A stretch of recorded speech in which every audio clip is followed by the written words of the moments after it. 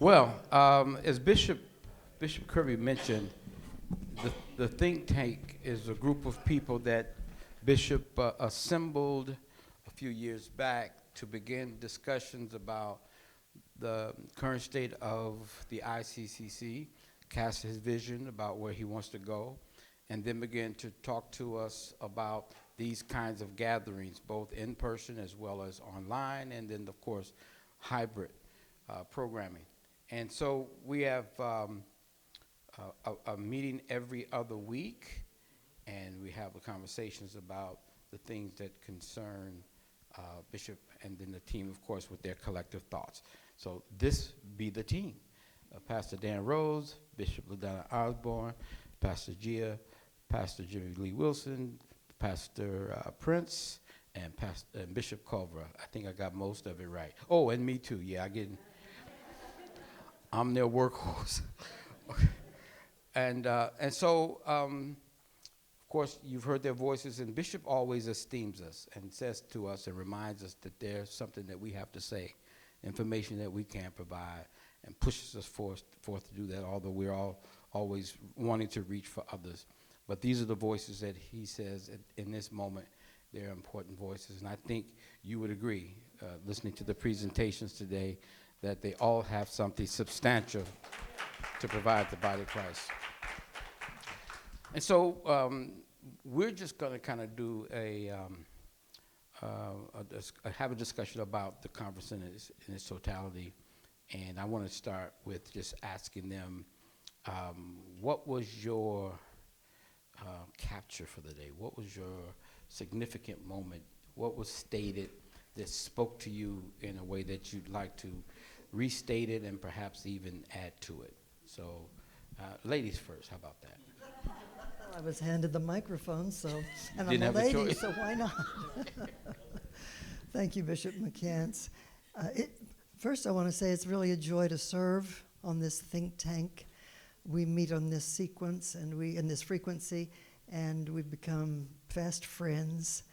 And it's a testimony to God's plan of providing specific gifts that are individual for the benefit of all. So we practice that, we exercise that, and so that's a joy. What I want to just say that has really impressed me about the conference thus far, we're all aware that change is inevitable. We all deal with or struggle against change continually in our own lives, our families, our circumstances, probably our jobs, certainly our church leadership. And to me, it has been just tremendous to hear the discussions, to feel the passion of those who are coping with the world we live in a way that they feel the Lord is guiding them. And I have appreciated that all of this discussion of change is brought into the context of the truths of redemption. When we have an anchor, we're safe. We don't have to fear change. We don't have to try to keep up with change. We continue to announce and live and enjoy all of the benefits that are ours through Christ and his redemptive work. So I have just been extremely inspired. Archbishop Clements, thank you. Thank you. Your leadership, your words, your wisdom makes a difference. Thank you.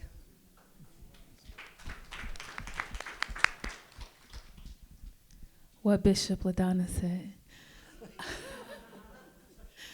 I would say for me, this conference and what I feel has transpired here is there has been, I feel a sense of like safety as well as hope. Because sometimes we can go through the challenges of change and not feel safe, or not feel safe to express, or feel as though our questions are indicative of our lack of faith in God, or our lack of trusting in the plan of God. But to know that there are others that can say, me too, I was afraid, me too, I didn't know how to handle that. It gives a sense of safety, it gives a sense of understanding, and it gives us the freedom to be able to not feel like we have to endure alone. And so to me, I've just felt the sense of safety here and freedom to be able to get the answers that we need, that we may have never asked, that we may have even felt guilty for filling, but to come into a space where it's safe to say, I am going through changes, whether it's in ministry, whether it's in our businesses, whether it's in our personal lives. And now how do I do this? And to know that there are those in the room that may not have a microphone, but may be sitting next to us that can say, I can relate to that. And I can give you some hope that, you can move through this as well. I believe that that's what I feel in the room. And that's what I've experienced. And that's what I appreciate about spaces like this, where there is no pomp and circumstance, right? Where there is no need to be anything other than who the Lord made us to be. And I believe that takes the pressure off of performance, and we can really experience what God has for us. So that's what I've been experiencing. They passed the mic to me, and so I'm going to go next. I love being here. Every time that I'm here at this conference, I was really sad during COVID when we weren't able to gather because with Archbishop being over the ICCC, it's begun to take on his form and shape. And what I mean by that is, he always reminds us, that he's in his 80s, but he's one of the most forward and progressive men of God that I know. He doesn't let anything hold him down or hold him back. He's always about, whatever's now is fine, but he's looking towards the next at the same time. And I see that this whole organization is becoming like that, and people are drawn to that, and especially young people like me. I remember the first time that I got an opportunity to see him in action at this conference. I believe it was back in like 2015, and it was during a time where as a very young man of God, I felt picked on, even though I may have been in the authoritative seat. And I remember seeing him get up and take authority in a room. It's like he did it in a way where it wasn't nasty, it wasn't mean, but everybody was like, ooh, right? But the love was still there. And I remember thinking, oh, I want that. I want that. And so I'm here, still here, because of that. And I feel that everyone in this room, whether you want to admit it or not, we're all chasing after an ideal something for ourselves. We want to be better leaders. We want to be the best pastors or bishops or apostles that we can be. And so just being in the room with like-minded people who are just after the best that God can allow for them to be is always exciting for me. That we pull on one another, that we love on each other. We get here, we exchange numbers. We're not caring about titles. I don't think anybody has their title on there. We're just here because we need one another. And that's why I love being here. And that's been my takeaway from this one day that should be 2 or maybe 3 days. But it's Pastor Dan is going to go next, yeah. The thing that touched my heart is people.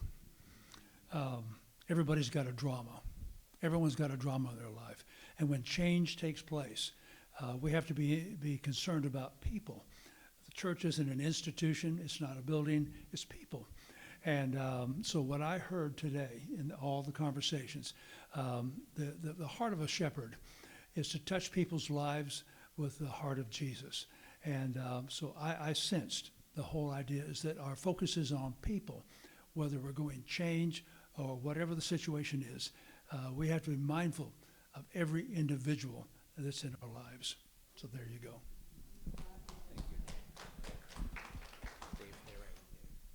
Praise God. I think I was brought to the ICCC by my precious Bishop Nolan McCants, and also brought us to the think tank. I remember sharing with Bishop Culver I said, man, I don't know what to contribute on the think tank. You know, he just said, keep showing, you know, and all that. So it's been a learning experience for me as a person. You know, I came from Africa to start a church here in the United States. From Nigeria, I brought a very strong culture, but it wasn't going to fly here. I needed help. You know, so being here has helped me navigate through that change, and I'm effective in some certain way. I think my team, we went for lunch, they would not stop thinking about the conference. They were really blessed and all that. What stood out for me today was what Pastor Gia said about the fact that she recognized that she was a problem. You know, it's very difficult to come to that state where you know, you're trying to look for the problem, but you are the problem. You know? So I think when you come to that place where you know that, hey, I might be the problem, and then whatever help that you need to make sure that you take care of that, is always good to do that as a leader. Also, what Archbishop said concerning preparing your heart as a leader to have John Mark experience, Demas experience, etc. You know, we like to hold on to people, but sometimes, you know, unfortunately, people will always leave. So we have to really prepare our heart for when such takes place so that we are not offended unnecessarily.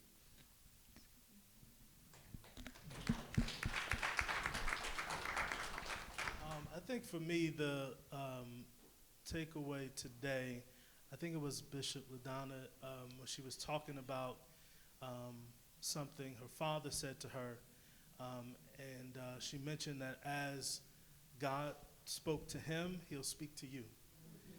It reminds me of the scriptures where he said, as I was with Moses, so will I be with you. And I think that that gives a level of confidence that in my journey, that God is with me through the process.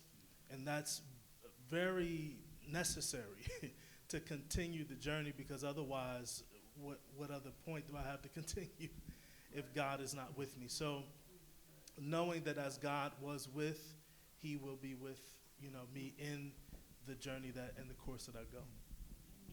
Great. Thank you. Since you got the microphone.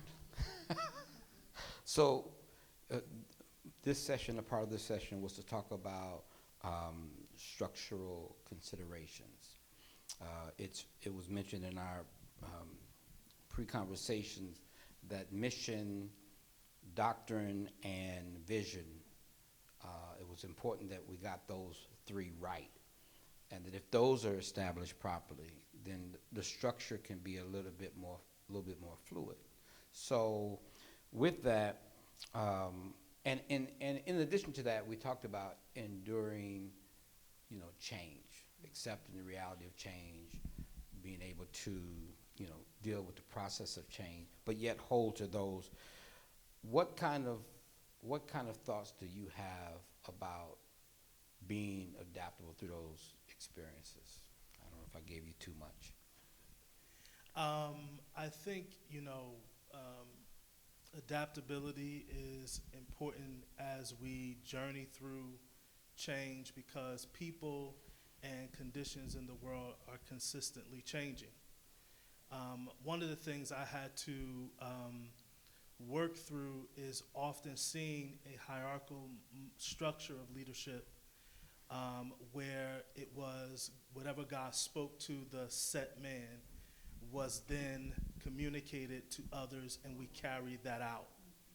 And though that has been the perpetuated structure, and it wasn't until becoming a part of the ICCC and even various teachings, especially from Archbishop, around a functional plurality, that allowed me to make a change even in my leadership structure, from pastoring for several years to now leading a network of leaders. The thing that I had to embrace was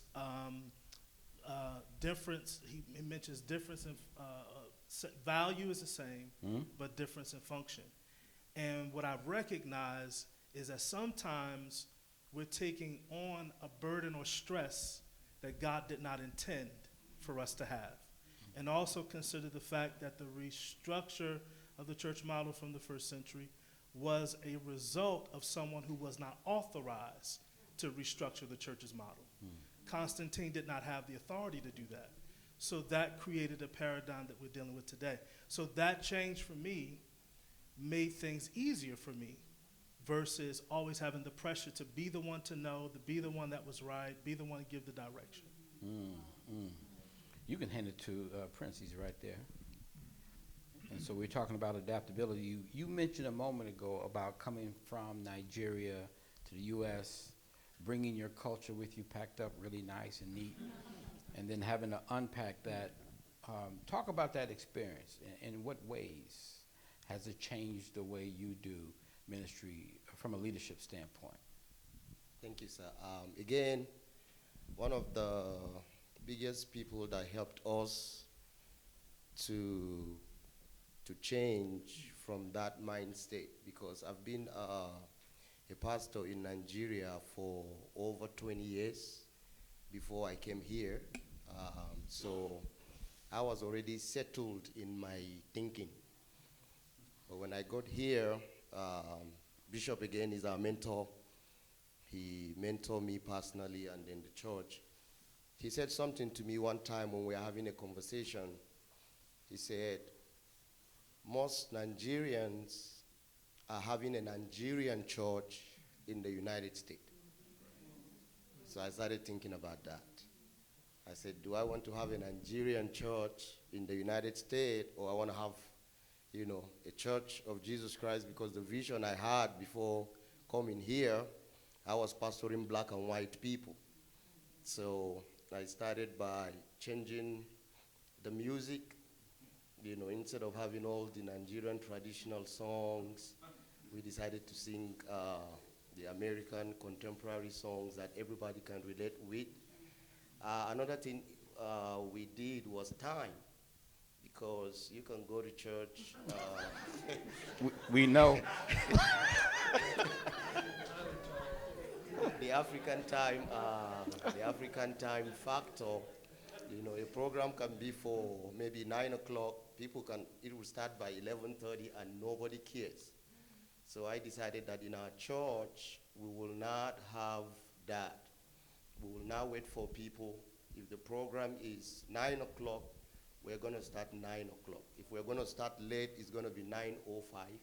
And then I make sure all the leaders bought that vision. So everybody knows the moment they show up, we're going to start by this time. So now, and through the years, everyone understands that. If you want to be a part of this service, you have to come by so time and all that. We're still dealing with the issue of food, because we eat food once a month. Recently, we just had to come to a place where we say, okay, everybody buy your own food, because the Nigerians are dominating it. We must eat rice and chicken and all that. So that we're still working on. Yeah, but Can't let the jollof go. We can't let the jollof go. But you, sir, honestly, you really, you're the one helping me to do that, because anytime I run into problems, I'll just call him and then we'll have a conversation and he will share an experience. And the moment he said that, I'll just copy and paste. That's it. Thank you. Thank you, thank you. Pastor Wilson, is it Pastor Wilson? It is. It is, okay, titles. How do you see your leadership style different? Being different than the one that you perhaps came up under? I really wasn't paying attention that much when they were pastoring. I was.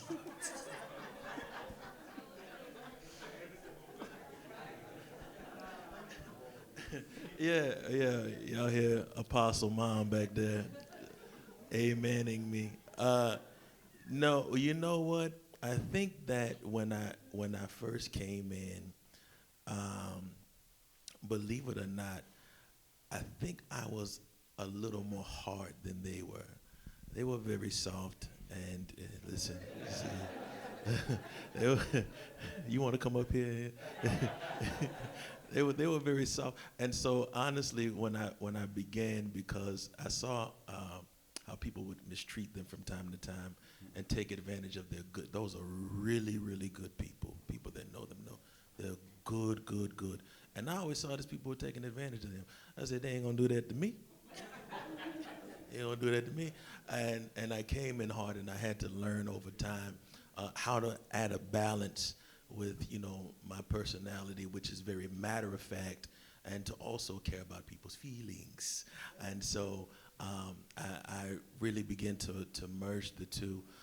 And so I think that for me, there's not, I can't say that there's a whole lot of difference because of the age difference. I think that Archbishop Clemens nailed it perfectly today. We just both want to get the job done.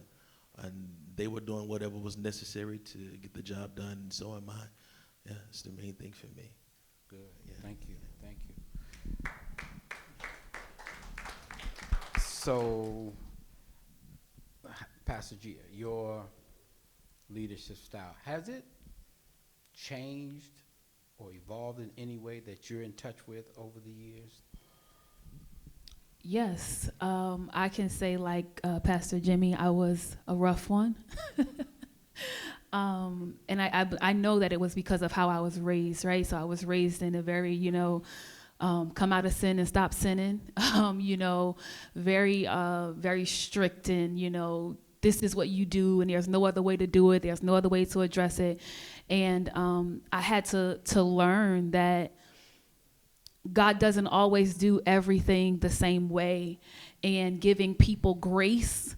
And one thing that I learned in my leadership, what I had to learn personally in my leadership style, is you never know how much grace is a factor until you need it.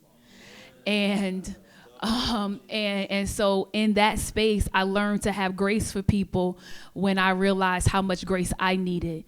And so that evolution of being a grace giver in leading has been something that I've had to learn and to evolve into, to be able to walk with people through their process of coming to know Jesus. Yeah, that's good. Yeah, it's good. Bishop LaDonna, okay, now, structural considerations. You've seen it all, right? Can you paint a few pictures for us? What these structures might look like, and then you've seen over the years the progression and the changes and the shifts, but yet mission, vision, doctrine still in play. Organizational structure is an important thing. Denominational churches, they are born into a denominational individual church structure, and I pity them sometimes because they're trapped in that. And they're not able, for example, what we've heard today about the importance of listening. Come on. Don't we know that there's the ministry of listening? And yet many of us just ignore that when we're in a leadership capacity.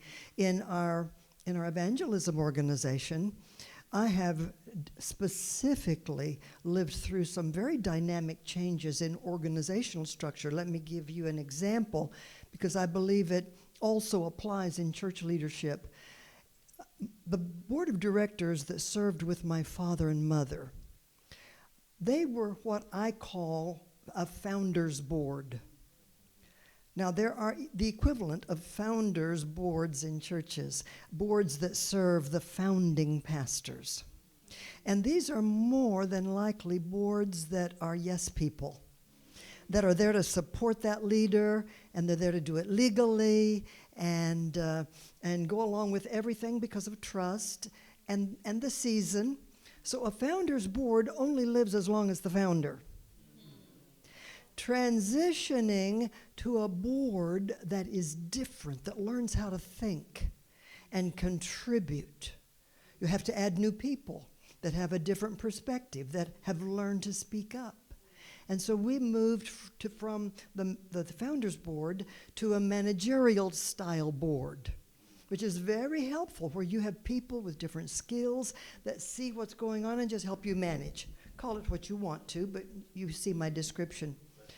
We are evolving into what I call a generative board, a group of people who generate the ideas. They're not just there to make it happen because I or a majority said so. No, generative board is what guarantees the longevity of a vision through, I won't even always call our 501c3 our ministry. Our ministry is Christ's ministry that functions through us as people. Yeah. This 501c3 is a machine. Legal entity. Yes, it works. It's been through the tough time. We know how to grease it, keep it moving for its purpose. It never can become the God. So in boards, we keep as priority the dual perspective of spiritual and legal. I think that's similar in every nation, particularly in the U.S. We have to answer to the government. That's been mentioned today.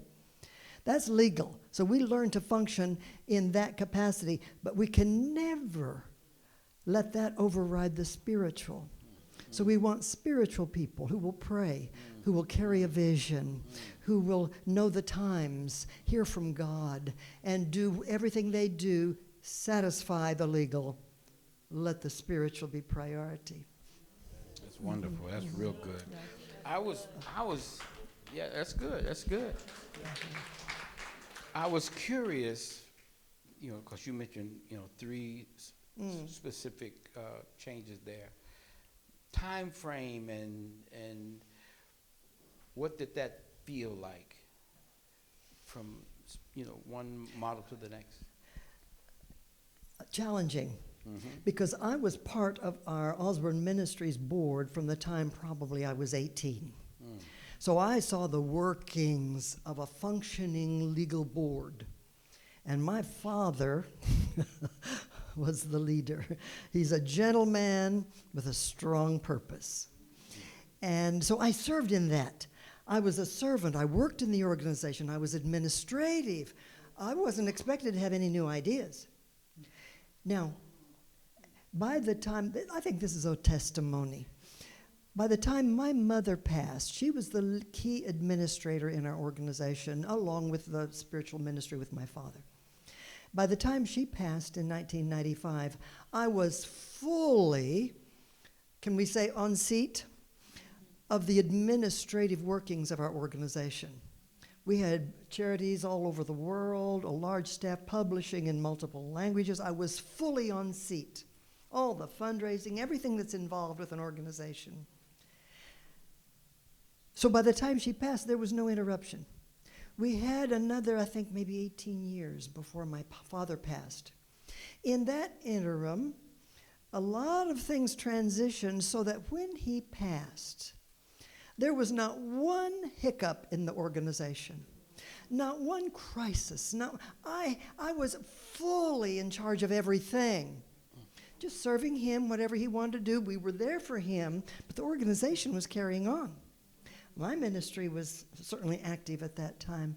And so I thank the Lord. I was able to grieve without the crisis of an organization. What do we do now? What do we do with the partners? How do we survive? What do we do? None of that was a problem.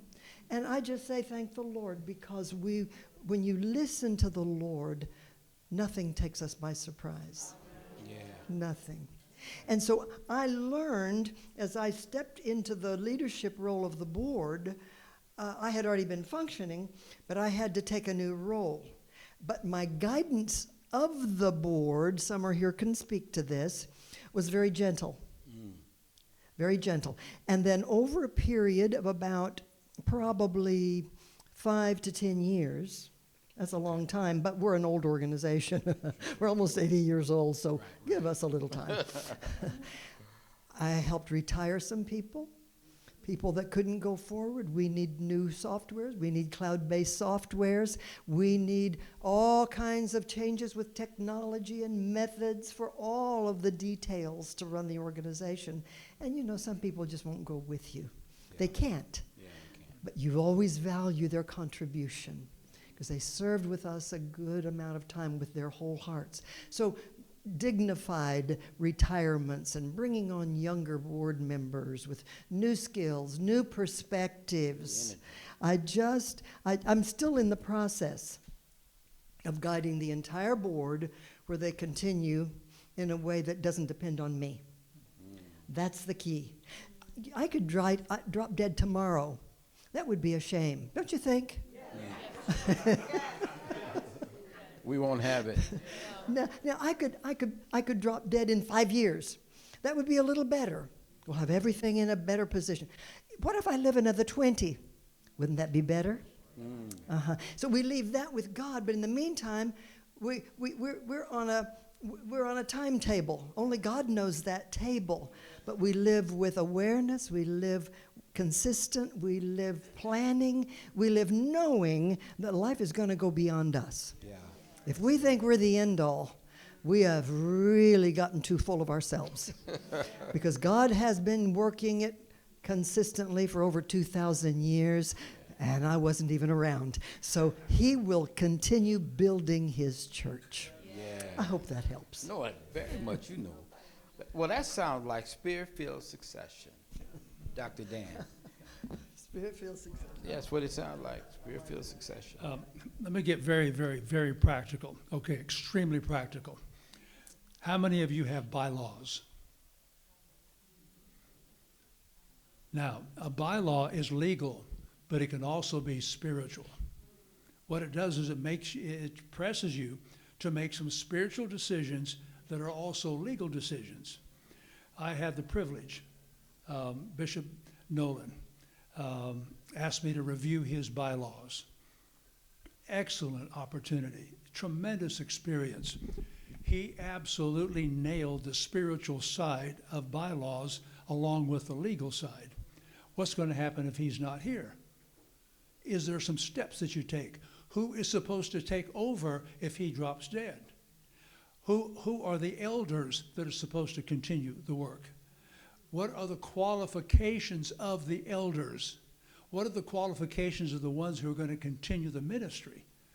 And so bylaws, nobody likes bylaws. I hate bylaws.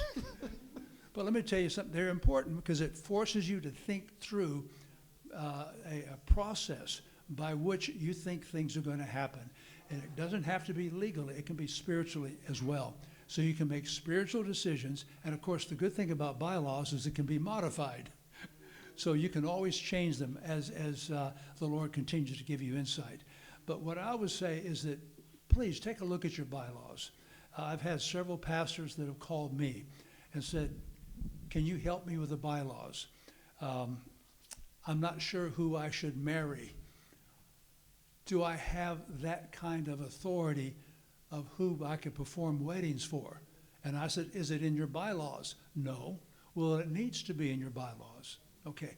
And so your philosophy of ministry, all of that can be affected in your bylaws as well. So I would just encourage you, open up your bylaws after, when you get home, review them again. Find out if you have a succession plan in the bylaws. Make sure it's legal and make sure it's spiritual as well. Great. Thank you, sir. All right. We're going to turn to the audience. If you have some thoughts or questions from the various presentations during the day, if I can refresh for you, Archbishop opened up and he talked about the program, the overall theme, objectives. He talked about Episcopal liberty, and then we had a session by Bishop Culver speaking on the principles of ministry and business transitions. Then we had, of course, legacy and succession plan with Bishop Osborne and Pastor Dan, which was great. And then generational transitions with Pastor Gia and Pastor Jimmy. And then, of course, we just heard from our bishop, evolutionary and revolutionary dimensions. and then the structural consideration that the think tank just gathered.